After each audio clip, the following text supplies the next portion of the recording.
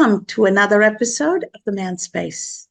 Marcin and I take great joy and great comfort in having the ability to talk to different men from different walks of life, to have the opportunity to learn about their story, learn about their journey, and talk about what are some of the emotional, financial, and life struggles they have undergone, how it has shaped them, and how they have built their resiliency to then emerge as the whole person they need to be to live a fulfilling and happy life.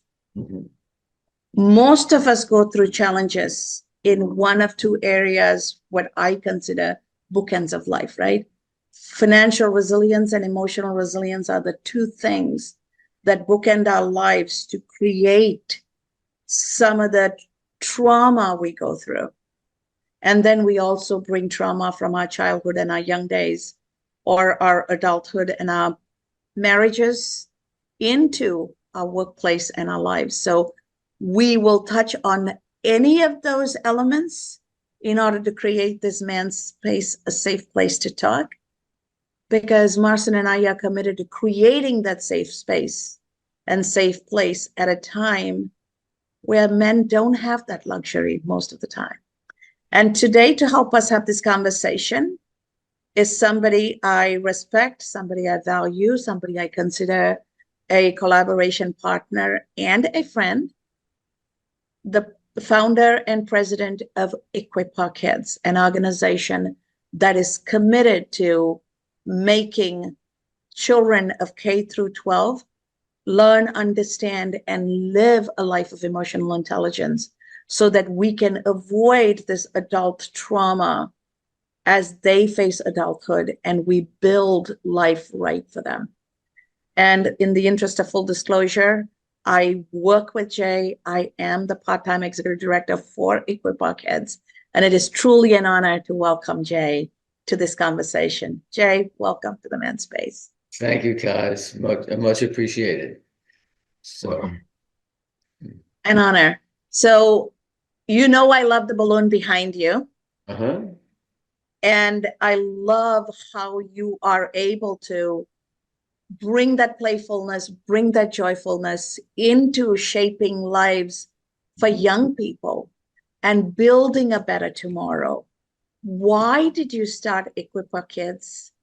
And what propels you to show up every day and stay committed and keep investing in this to build a better world? So I'll try to keep it as brief as possible because it's a kind of longer story. But I came from kind of repressed family life. You know, I was not allowed to show my emotions, especially if they were negative, to my mother. And, you know, and my parents bickered pretty incessantly. They loved each other, but they had no skills to relate to each other really well. So it was a constant fights, and then they would be fighting with other family relatives, etc. So I kind of, my psychological response to that was this: I don't want to be part here, you know, withdraw from close family life and find my way in the world. So I kind of shut down around that, and then had issues around my own emotions over the years. But I wanted to be a journalist, and I wanted to be a journalist that took the view of what things happening in the world need to stop happening, and what things need to start happening. So very early on, I got my editors. I started at 21 as a journalist. I got exactly the job I wanted by God's intervention. No other way to explain it. And very early on, I got interested in modern therapy techniques being used in drug treatment. And so I got them to allow me to write a series about that. So I sat in therapy sessions with groups and individuals for some months, and I wrote about it. But what it convinced me was something that is the foundational ethos of Equip Our Kids, is that almost all human dysfunctionality, pain, conflict, the violence we do to each other, to our lives, etc., the inabilities, is a lack of skills, not a lack of character. So if you obtain different kinds of skills to manage your inner life, your emotional life, and you maintain skills to manage your communal life, your relationship life, that you're going to have different outcomes and you're going to have a totally different mindset. Kids don't come in looking at other kids to smack them around. They get that's a meme that's thorough throughout the culture, and it's implicit in every, all the bad guy, good guy movies we watch. It's just ingrained in every parent's comments. This year, bad boy, good boy, etc. So all this does a yacht of human damage is passed along generation to generation. So if you I took a course in spiritual psychology where we studied the genealogy of how cultures pass along these pathologies and the coping mechanisms from generation to generation. So I saw the human development movement as an important part of my journalism and then years later I started the LA Weekly, which I then grew to be the biggest urban weekly in the country. And we covered the human development movement locally, and nationally. Some of the big stars we would interview within it.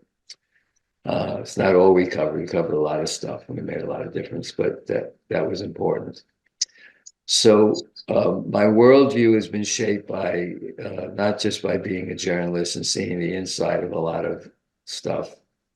It's also been shaped by being activists in social movements and starting, a half a dozen nonprofits. So 7 years ago, a friend said, you got to go to this school and see how they're raising kids with the social emotional learning stuff, which I barely heard of. But I went to the school. I was blown away by the quality of the kids. Literally, I thought I was 10-year-olds. I would put in the White House to replace some of the not too really conscious people there. And the grades were great, and they related to each other beautifully. They solved conflicts like snapping their fingers. They had been trained in this, and it was just beautiful. So I went to other schools, and I was bored running another media company, and I thought, what we got to do is get this on the map, because in my research, I found that nobody knew about social emotional learning. And it was a boring term. It came out of your hometown in Chicago, a bit, one of your hometowns. And the organization, the Collaborative for Academic Social Emotional Learning. But that was a conversation between, child development experts and educators, and it was not the public was unaware of it. So I thought, given my media chops, I would start Equip Our Kids, which would be a kind of nonprofit, but pro bono, no charge for anything, advertising, marketing, branding agency for the movement. So I think we've had a major impact over the years in developing messages that work. It was not hard. And getting parent buy-in. We focus on parents. Now we're starting to focus on students as well. But we focus on parents, and when we started, the poll showed, independent survey showed maybe 5% of parents had even heard of it, hardly understood it. And now today's poll was independent, was 75% know about it and pretty much buy into it. 90, if you don't mention social emotional learning, that term, you just list the skill sets, 92% of parents across political lines say, I want my kids to have those skills. So that's the story. Wow. Thank you, Jay, for sharing. It's phenomenal what you went through and where you are today with the movement that you have created. And you know what? your upbringing, what you went through, and how you were not able to express your feelings, your emotions, right, in your home. And what I really love what you said is just what you looked at is what needs to stop and what needs to start. Wow. That is just so powerful. It's just like it's such a phenomenal concept, because you know what? I believe that more business owners or entrepreneurs out there should actually maybe take this type of a perspective Hmm. and look at our communities, look at our societies, and see, okay, hey, what is happening, right? That we got to stop, and Right. what we got to start. So my question to you is, who was behind this whole movement? Who brought you the inspiration? Why is it that you want to help so many children? Well, what brought me the inspiration was my friend, a real close friend of mine, a woman friend, who's Filipino, by the way. She said her sister is on the board at this one school I first went to. And she said, you absolutely have to go and experience these kids and see what's happening and see if you want to do anything with this. So I did. And I thought, okay, I was bored running this club. I was kind of getting depressed running another media company. And I wanted something more adventurous. And I thought, um, I have a worldview that the human species is very dangerous to itself, super dangerous to itself. Um, so we're the species that created nuclear weapons pointed at our heads. And aside from the parts so mechanical, there's the insanity effect that could happen at some point. So that's not a healthy way to live on the planet. And then maybe we're creating ecocide, right and left, what we call global warming, but really we're wiping out species like crazy and et cetera. So, and then we got Ukraine, and now we got Gaza, and we can have 50,000 more of those going forward unless we actually understand that this is a product which I lecture on. I have a strong lecture about how we get here and how we create this way of being in the world. Um, this is something we've got to change. We have to transform and learn how to be with our negative feelings and our emotions and be with other people in really healthy ways. And change the mindset that it's me against you. I'm going my one up, one down in any situation. All this sense of judgmentality, which is the water we swim in. We're always in judge. This one's generally, this one judging, etc. So we have a dangerous mindset, and I see social emotional learning as a way to teach kids to be not fall into that trap. And the schools that really do it right, you're really, really meeting exceptional young human beings. Thank you so much for sharing that, Jay. Uh-huh. Since you and I have worked together, I have so much more insight and so much more respect for what you do and how you do what you do. And what's coming up for me is not only did you see the need, Mhm. you figured out ways to start SEL movements, starting with California. Yes, the idea came out of Chicago, but there was no national movement, state by state movement. You got that movement started in California, you got parents involved. Mhm. What were some of the challenges in that experience? And through that process, what gives you joy now that you see there is a functional movement?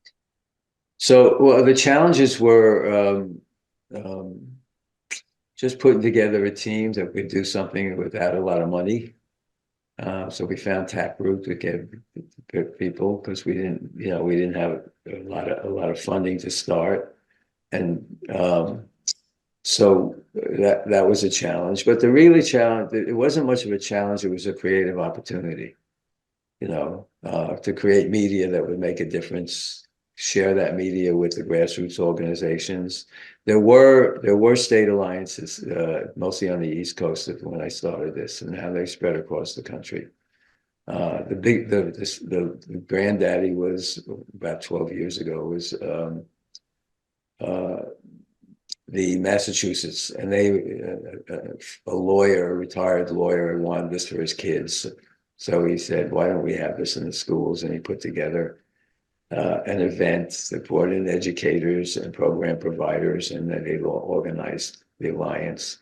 And from there, that spread to other nearby states. And then ultimately, a few years ago, after we still launched the California, they mentored me in how to launch California. And after we launched that, then we all got together and we said we need a national office so we could share best practices and collaborate on national events like SEL Day now coming up March 8th. So we did that. And, you know, one of the things you asked me about earlier was about the difference between boys growing up and girls growing up. So, you know, as a repressed emotional person that I paid a lot of price for because I didn't know how to express my feelings until I learned how. You know, I've been in a lot of men's groups. And I related to it. But the beauty of social emotional learning, when they do it right in the schools, is the boys are just as eagerly sharing what they're feeling, and you know, because it's been made safe for them, and being able to talk about what it is, and you know, and so it adds a whole other dimension to the fact that um, men need to step up into being, you know, the male stance in the world, you know, underlying it is, you know, am I king or not a king?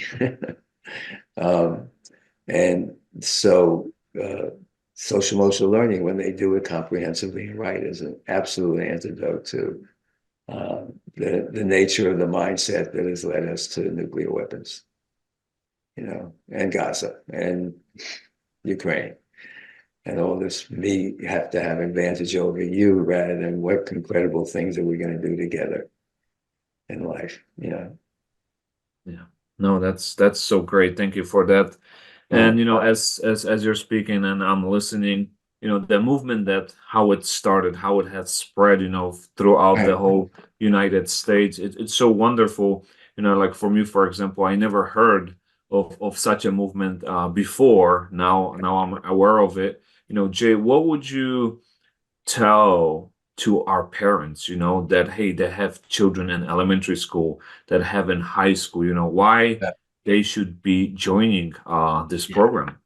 Well, here's the thing about parents. If you ask a parent to make a list, to take a list of things they'd like the kid to be able to be in life, obviously successful, self-possessed, confident, kind, etc., all the qualities they want their kids to have, smart, do well in school, and you said, well, here's the evidence of what this does in terms of all that great things you really want your child to be. Then if you can get them to pay attention, then it's meaningful. The problem with parents is they're many of them are still using their parenting methodologies in old ways, right? They're not trained. So as kids get trained in the schools, the principles, it's happened since the day of the movement. Now it's happening more because it's happening more in the culture. We're getting more schools with this. They're saying, you know, the kids will go home and we train them to be a certain way, and now they're looking at their parents, and the parents are treating them in these old ways, and they get confused and start counterproductive. So we need more training for parents. So when COVID happened, pre-COVID, we were focused on parents going to their schools and lobbying for this. When COVID happened, we curated one of the best materials out there, an emotional survival kit for the families, so that they could use some of these videos and learnings at home to help mitigate the emotional crises going on across the country in a big way, in the mental health crisis, leading to a really, Surgeon General declared a major mental health crisis among kids. So we did that, and now we're stepping up by creating a streaming service that has short videos about, in this situation, you can do this with your kid. Have your kid watch these videos, you watch these videos, etc. So it's a whole course in how to reorient your parenting in an emotional intelligence direction. Thank you. Beautiful. What precious work. And it's truly a long range work. For sure. Invest, yes, to invest in our shared future, because when these children grow up as adults, they're not going to be broken because they have emotional resiliency as they grow up. So you and I always talk about how we can't fix every broken adult. We have to stop the breaking up front while we help fix the grown-ups, right? Yes. So all of these wonderful, amazing things that Equip Our Kids are doing, how can people find Equip Our Kids, and how can they get in touch? Whether they want to donate, whether they want to volunteer time, whether they want to learn more about it and engage in it, bring it into their school for whatever reason. Well, it's pretty, yeah, sorry. It's pretty easy to remember Equip Our, O-U-R, Kids. EquipOurKids.org, meaning we're a nonprofit.org. So you go there and you roam around, and you see the case for it. You see kids who are talking about it, and you see action steps you can take. You know, you can go to the toolkit and start practicing some of the stuff there at home. For a parent, you can take father guidance about making sure your schools are implementing this in a careful, smart way, and get our newsletter. So, you know, one tip a week about some video tip a week about some new practice you can use. So, yeah, there's a lot there, probably more than anybody wants to see, because we tell the story, we give a lot of evidence about this, and a lot of videos you can watch to see schools transformed. But it tells the story pretty well. So as we bring this to a close, Jay, what if you could ask parents who are watching this, fathers, mothers, even uncles and aunts for that matter, adults in the life of children, what is the one thing they can do today to build emotional resiliency for the children in their lives? So I think that, you know, it's obviously first you got to inform yourself about it, you know, then follow whatever opportunities you have. There's a lot of, for adults, there's emotional intelligence training out there. There's conflict resolution training. The nonviolent communications movement is a really big place for adults to start for themselves. Check out nonviolent communication chapters in or trainers in your area, so you're learning some of the ways that you can deal with and understand your own feelings and reactions better, and have a way to manage your lives better. But there's a great deal out there now to help parents around this. So you can start with us and keep roaming around. Just keep saying, you know, more. Show me more about social emotional learning. Show me more videos. Keep searching it out. You know. Thank you. Thank you so much, Jay. Sure. As we bring this to a close, I know you have enjoyed this. You're a dad to two young children. I know, watching your reaction, that you're immediately going to jump on it, go do your research, and bring this into your family. What closing thoughts you have, having had the honor of talking to Jay?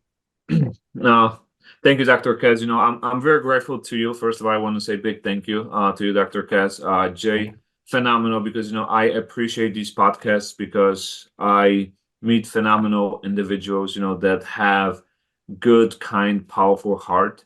Because, you know what, it's just, without the movement, if you would not start it, you know what, where would our children be? as a parent, we want to invest as much as we can. We want to equip them, give them the tools, because later on when they do grow up, when they will become, to become successful professionals, whether they're in Fortune 500 organizations or even higher, where we want to make sure that, hey, they do have that social emotional learning that they went through, that they are actually equipped, right? So that they don't have their suppressed emotions within them, that they know how to deal with, conflict resolution when they're dealing with high stress and so on. So I took notes. I'm gonna go on the website. I'm gonna do my research as well. And thank you, because like I said, I was not aware of it. So I'm very grateful for the Oh, that's phenomenal great. work that you guys are doing. Thank you. Oh, And good. I will share this as well on my social media. One more Thank you. convert. That's great. It's Thank you so one much. at a time is great. Yes. Thank you so much, Marson. It is actually an honor and a pleasure for me to have this conversation with you along my side, because together we're better than individually. Jay, truly honored and happy that you were able to join us for this conversation. I cannot wait for Marson and I to release this and get this information and knowledge into the hands of more adults in the life of children. And to our audience out there, it is never too late to learn new skills to equip ourselves. And research shows, even in business, in professional lives, emotional intelligence, EQ, the emotional quotient, is directly correlated to 70 to 75% of a person's professional success. Yeah. Our technical skills and capabilities are only 20 to 25%. So it behooves each of us to embrace it. And as we embrace it and model that behavior, we are going to organically pass it on to our children. And when we have our children's schools integrate that, then that becomes a reinforcement point. So let's start building and continue to build a emotionally resilient community. And let's start it at home. Let's start it at home and let it spread across our community, across the country, and spill over into the world, because peace is worth investing in. A shared joy and happiness is worth investing in. And you and your children truly deserve it.